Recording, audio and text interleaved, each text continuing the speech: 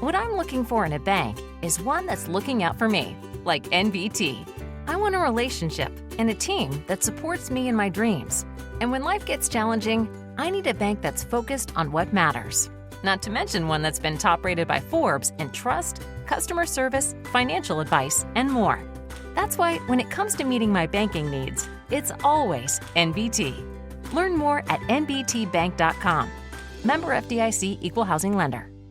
Welcome. This is Tom Hickey from 2020 Media, and thank you for tuning in to our podcast, On the Scene, made possible by NBT Bank. And we would be lost without them. Thank you, Andreas, and the team at NBT Bank. They reach over, or we do through this podcast, over 250,000, that's 250,000 readers, through weha.com, West Hartford Magazine, and Jewish Ledger collectively. So thanks for joining us. Thanks for tuning in. And we hope that you've learned a lot. I won't steal the thunder. I'll let Bob introduce today's guest.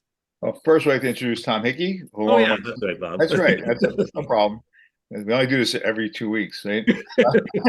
Along with myself, Tom is owner of weha.com, along with Kosik Makati, Ronnie Newton. These are both partners and founders of weha. Been in business about 10 years. So it's we-ha.com. Tom is the owner of 2020 Media and brings to West Hartford and the wider community West Hartford Magazine, the Connecticut Jewish Ledger, the various tastes of West Hartford, the best of West Hartford, which is its 10th anniversary coming up this year, as well as a lot of other fun events. Our podcast is assembled by Eric Lopkin of the Modern Observer Group. And our guest today is Tracy Halky from Nothing But Cakes. And I have to introduce Tracy now. So Tracy is owner of Nothing But Cakes, franchise located at 1481 New Britain Avenue in Corbin's Corner, across from West Farms Mall. Tracy has an interesting background. She is an attorney specializing in labor and employment law. Small business. And I did not know. There you go. Yeah. Right. Also in small business funding and franchise development, and has been a life coach. And I don't know if you're still a life coach, but I picked that all up from LinkedIn this morning. And she is a member of the West Hartford Chamber of Commerce. And I'm on the board, and Tom is a former board member of the West Hartford Chamber. So that's it. So a quick question. So I usually start off by asking the first question. So what has the journey been like from being an attorney to small business and franchise development to where you are today? Well, it's been a fun, exciting, and long one that I look forward to continuing for many, many years to come. But I started, I think, when I was really little. I wanted to become a lawyer, and I think that I was thinking this morning about why I started, why I wanted to be a lawyer, and I think it all relates back to a time I grew up in Fairfield County, Connecticut. And my parents were lower middle class. And at one point, my dad was fired from his job, and we had no income, and lived without heat in the winter, and slept in front of the fireplace, and ended up getting our holiday gifts from the community. And so I think that was, and then the union got his job back. So he was restored later on. And so I think that's really why I wanted to be a lawyer, because I saw what happened to my dad and really wanted to be able to help people who, might be treated the same way and going into those circumstances. But at the same time, I also was kind of exposed to how a community could help people who are in desperate need, who wouldn't otherwise be in desperate need given their circumstances. And so, and I think that's really what brought me ultimately to Nothing But Cakes, right? So I got to be the lawyer for 20 years and do all of that, and sit behind a desk and do a lot of litigating to make improvements in other people's lives, but it didn't really lend for me to get super involved in the communities that I was living in. And so when I was looking at the next chapter of my life and what I wanted to do when I was moving back to Connecticut, it was really going into something where I could start a business. I could be the employer, do everything the way that I know it should be done for the people who work with me, and also be able to be a more active member of the community and give back to the members of, who I live with, in a way that I hadn't been doing before. So to just feel more fulfilled and purposeful in life. And Tracy, it's funny. Whoever would have thought growing up, right, that there were chapters in our lives, right? I Yes. love, I love hearing that. Yeah. But it's so true as we only get younger. In Yes. life, you just realize that yes, indeed, there have been many chapters. So that's great. Yeah, and and in between the lawyer to the the now owner of the most delicious bakery in West Hartford, I will say. I did have other chapters along the way, like you said, Bob. That I was a life coach. I'm not a life coach. I learned that I loved to learn about how to be a better human, but I wasn't really good at teaching others, so I didn't have the patience for their journey. And so that chapter didn't last very long, but and this one that I'm on now, I'm definitely enjoying so much. And I love the West Hartford community and so glad to be a part of it. So a more easier question, maybe not an easy question. I was like, can you explain what a bundt cake is?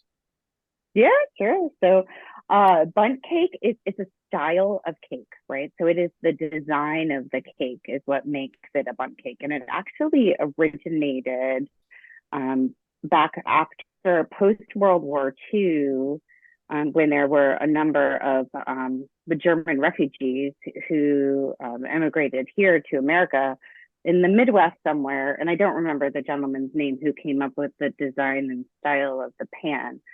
But it was women from Germany who had a desire to, grab from their past, their homeland, and so they went to this person and asked him to design a cake that meant, like family and joy and gatherings. And so he designed this cake pan and called it a bundt cake, and it's a cake with a hole in the center, so it actually cooks a lot more evenly throughout, which helps us maintain the really nice moisture in the cake, and cook all the way through. And so it's kind of the same. You have the same experience no matter what part of the cake you're biting into. Very cool. So I sort of remember this, and maybe I guess a bundt cake can be anything. I remember my mother using the bundt, I didn't know what it was, but using the bundt cake pan for a coffee cake, a special coffee cake that she made. Yep. Some kind of icing on it. So I don't know if that was some kind of German influence or something or whatever, but or can you just make anything in the pan? I think you can. Yep, you can make anything in the pan. So it really is like a pan style cake. And we actually have 4 different sizes of pan, and then 11 different flavors of cake that we bake in those pans. Wow. So. And bundt, how do you spell it? B-U-N-D-T? B-U-N-D-T. Yep. Okay, bundt. Okay. Yes. So I actually did a little research on bundt cakes as before. My mom always made them, and I have her pan. It's a Nordic ware. Gosh. Yeah, all right, Bob, I expect you to make me one then, and Tracy's going to check it out. Yeah. I still have her bundt cake pan, and it's a Nordic ware, which I guess was the original manufacturer. Yep. Anyway, so I was looking, but I went on to Google and I just typed in what is a bundt cake and all this other stuff, and you're like nothing but cake comes up right at the top, which is really cool. But then it said what makes nothing but cakes better, and it's the sour cream, according to them. It's the sour cream as well as the cream cheese. So the sour cream inside the cake and the cream cheese icing. So I thought that was pretty interesting. Oh, you're sharing our secrets. Yeah. So it's on Google, so I didn't, No, I'm just kidding. But yes, first we do use all Nordic ware pan products. And I think that, they are the best manufacturer of bundt cake. So if anybody does want to make a cake, I would highly encourage investing in a nice strong pan, because first and foremost, that's really important. And then, yeah, the sour Nordic, cream, Nordic ware? How do you? Nordic ware. Yeah, it's NORDICWARE. It's all one word. Sorry, I'm the The non-baker on this podcast, so I don't know how to turn a stove on. Well, it's funny you say that because up until 18 months ago, I was also the non-baker. So I never had any baking desire or experience. And, when I told my children that I was going to open up a Nothing Bundt Cake bakery, they looked at me like I had three heads. And they all, expressed a lot of doubt about my ability to do so, given my history of burning macaroni and cheese in the microwave and making the most horrible butternut squash soup for them with a Vitamix one time, and they refused to eat anything I make after that. But I learned everything that I know from going to training at the franchise headquarters in Texas, and that's one of the reasons why I purchased a franchise instead of doing it myself, is because I know I needed to learn a lot in order to really bring joy, right? Because that was my goal, is how do I delight a community? And there's really no better way than to delight people with sweet treats. And yeah, given the craftsmanship that's gone into perfecting the recipes, like you mentioned, Bob, about the addition of sour cream into the cakes and our buttered cream cheese frosting, after eating them and trying them, it was a no-brainer. Very cool. Very cool. And they are delicious, even though I can't bake one, so that's even more of a reason to go there. We had friends buy one, and I can't remember what the occasion was, but anyway, they brought one over to us, and it was almost like a little sampling or something. I think we had 3 different kinds or whatever it was, but they were smaller. They weren't I could probably eat the entire big cake, but I did sample small ones, and they were really delicious. It was very, very good. Oh, thank you. Yeah, our little ones are called Bundtinis. Oh, funny. So that's the other thing, is that we do, at the bakery, we love to make up new words and also, indulge in, probably overindulge in puns. So our Bundtinis are our smallest cakes. They come by the dozen, and they're like 1 to 2 bites each.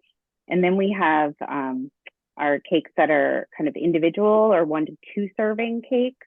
Those are called Bundtlets, which is another word that was kind of created. I think that one was originated with Nordic ware in their pans.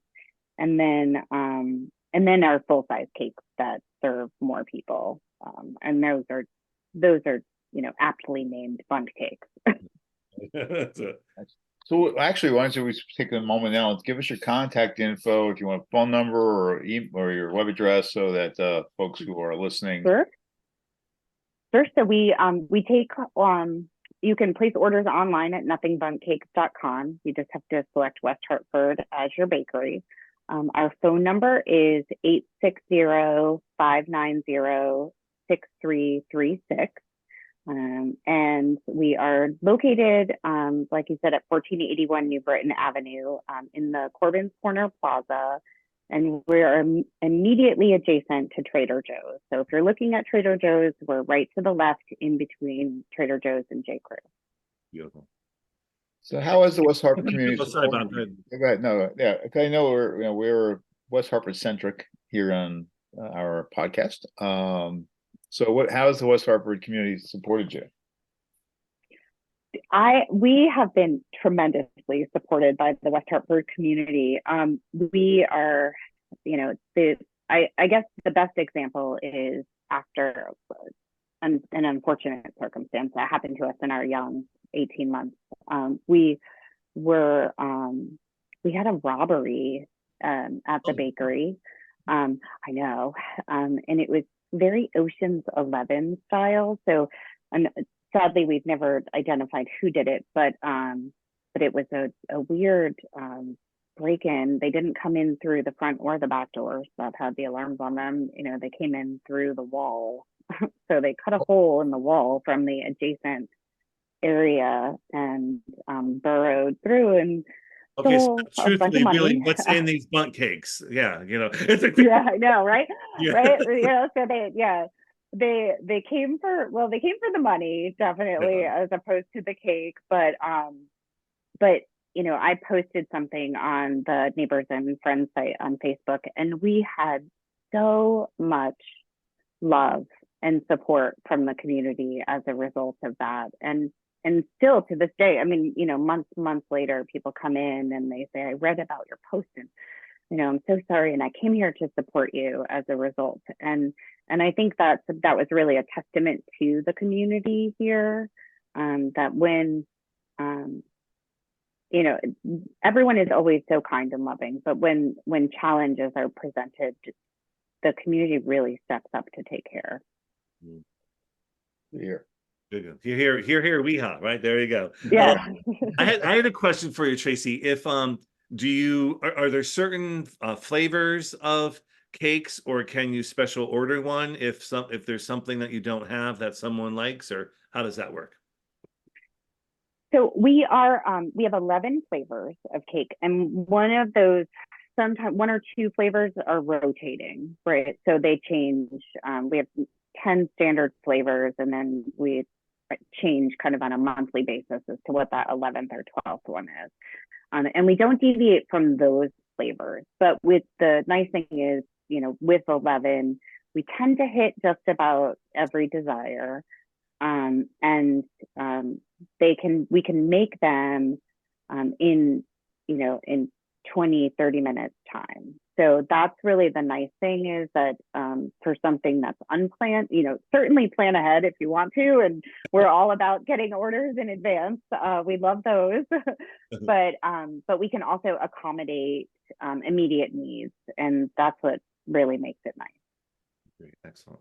Perfect. So in other words, if it happened to be a month when something wasn't being featured and you gave notice, you could prepare something for someone. Well, not in that sense. We could. Okay. It's okay. We could do. We can get. Of the flavors that we do have available, we can make those. And then we have a calendar that tells you what's coming out in the future, so that if you did want to plan in advance, you would know what our offerings were. Well, but because we, yeah, exactly. But we do bake in massive batches, so it's not like we're baking one cake at a time, and that's really what limits us to having that uber customization, right? I heard my manager Sarah, who's also my cousin, but she described it to one day to a guest, our oven, as a small elevator.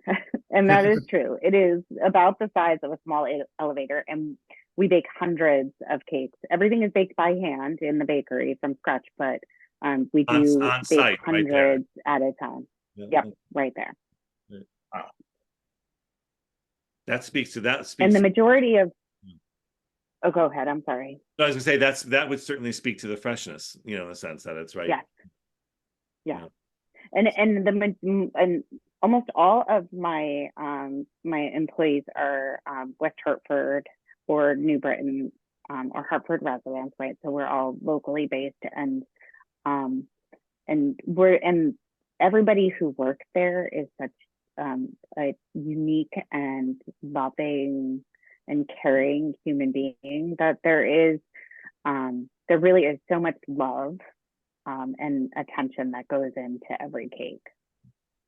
Nice, very sweet. Beautiful. I didn't mean that to be a pun either. So on the calendar, I suspect, and I know from the advertising you've done with us, which we appreciate. You hit certain holidays. We had Christmas and Hanukkah and Thanksgiving recently. I think you have, and if you hit other like Valentine's Day and then St. Patrick's Day for Tom, I'm saying St. Patrick's Day, and Mother's Day and Father's Day, etc. Yeah, so our holidays are absolutely our busiest time, right? So I think in order of busyness, I think Christmas is definitely our busiest holiday. followed closely by Mother's Day. Not as closely as Father's Day, but Mother's Day is a huge event for us, and then all of the other holidays, Valentine's Day, Thanksgiving, Hanukkah, those are all really strong as well. And I think what's nice about the cakes is that while our flavors are consistent, and we have the variety with our featured flavors, our decorations that go on top of the cake, so we can add paper decoration styles to any cake. We do have over 60 decorations for guests to choose from, so we hit every single holiday. And my most favorite is our Easter one, which is it's called Bunny Bundt, and it is the cutest bunny out there. I mean, it really is, and you can make it with a pink bow or a green bow, and it's just really fun. Sounds great. All right. I don't know about everybody else, but I'm starved. I know. Which is why I could never work in your bakery. I'd be 500 pounds. That's like, I know. So I was thinking that before we started here, is that once you're, how do you control that? How do you control the fact that these lovely cakes are around you all the time? And yeah, I think that's my biggest challenge. And the one that I'm not doing very well at, I suppose. So I think I have put on a fair bit of weight in the last 18 months. And oftentimes when I'm at the bakery, I'll forget to eat lunch. And then just because I'm working so hard, and then inevitably, I'm grabbing a Bundt, and strawberries and cream is my favorite flavor. So my employees know to, if I'm having a rough day or something, they'll just come and pop a little cake for me because they know it'll make me smile immediately, and it turns my mood instantly. So I'm not very good at saying no to cake right now, but I've tried to compensate with vegetables in the evening, I guess. but again, I'm not, I think those are real opportunities for me to make improvements. Okay, that's good. There's a life coach coming out, right? Yeah. What's the challenge you didn't expect? Like their challenge, obviously the robbery was something you wouldn't necessarily expect, but what are the challenges of owning a small business? By the way, I still can't get over that whole, like you said, Ocean's 11 was the perfect way to describe it. I'm just like, yeah.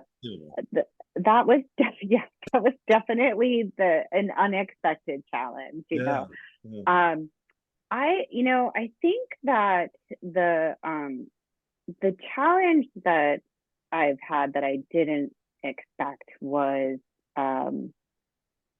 the maintaining like temperature control of our refrigeration, and how to manage that in the middle of the night if something were to go wrong. So and setting up all of those contingencies, right, that I don't think you thought that I didn't at least think through when I was putting together a game plan for a business model. But because even though we're not open 24 hours a day, we do need to know what's going on at the bakery 24 hours a day, because to lose power, right, or to lose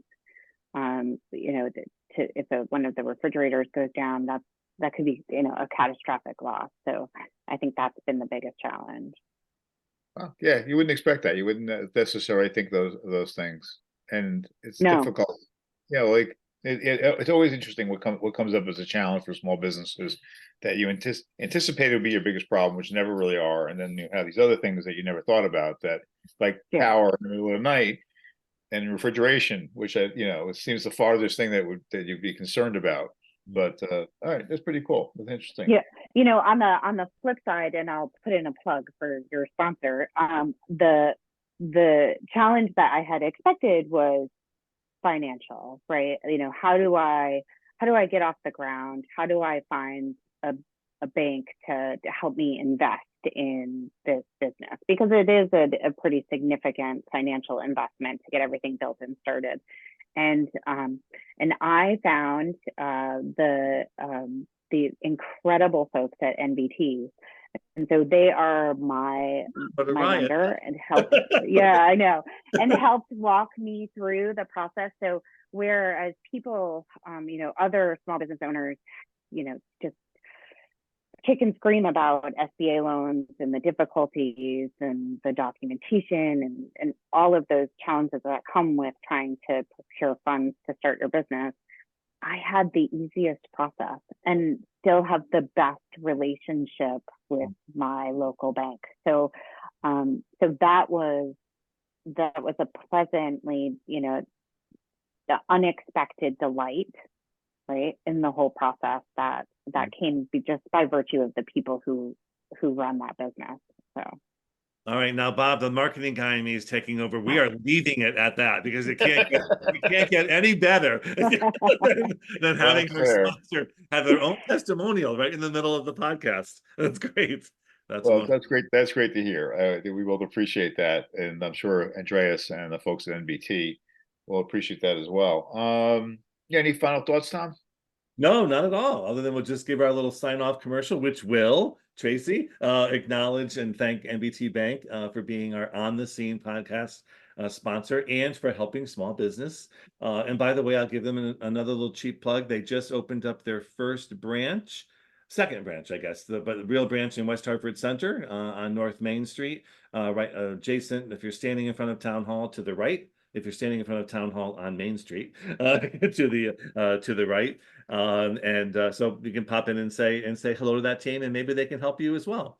So again, this is Tom Hickey from 2020 Media, bringing you the latest podcast of On the Scene. Again, we are reaching 250,000 or 250,000 readers through weha.com, West Hartford Magazine, and Jewish Ledger. And on behalf of Bob Carr and our guest, Tracy, and everyone needs to go order a Bundt cake or eat one for them, buy one for themselves to eat. I will. Thank you. And we're just right next to Trader Joe's in Corbin's Corner, opposite West Farms Mall. So until next time, go grab a Bundt cake and enjoy yourself. Thanks, Tom.